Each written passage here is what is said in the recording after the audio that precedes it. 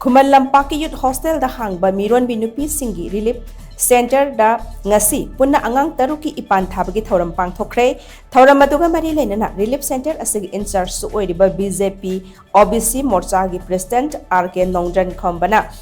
Hai Sahi asigi megi tangkun mathoidagi Bharatiya Janata Party Manipur Pradesh na lanjenarakli bi MEERONBI NUPI singbu Khuman Lampak ta laiba Youth Hostel da thamduna makhoi awat apa ana layeng pumnamak kupsen seneduna lakhi Hauzik Phawbada Relief Center asida MEERONBI NUPI chamaga kunthama thoina sangjafam lokhre aduga ngasi phawbada angang phaibok pokpa mama mari yauna punna mama mariputara tarukna angang chamaga supna ahum unakhre ngasi pangthokliba Ipan Thabagi Thouram asi punna angang tarukini Hauzik thokliba irang asina maram oiraga MEERONBI NUPI singna khudong chadaba thengnarabadi Khuman Lampak Youth Hostel da hangliba MEERONBI NUPI khaktagi oiba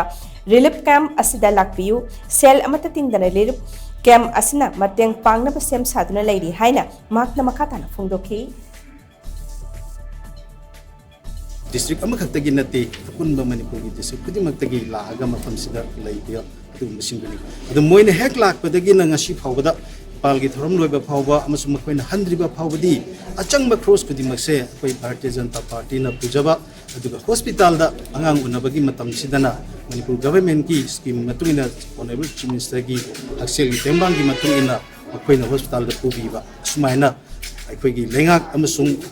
Bharatiya Janata Party ani khusam naraga ngasi phawbada essential singsida kaiguma makalgi paisa amata makoi oiba prikaudagi tinganjade tongan ba relief camp da leibiriba magi layeng bada khudung chadraba amasung mayum makaisu hanjanba yadriba sing bairabadi mafam asida lengbiratuna aikoina pijariba tengbang asi adumak lobiba yagani haina media gi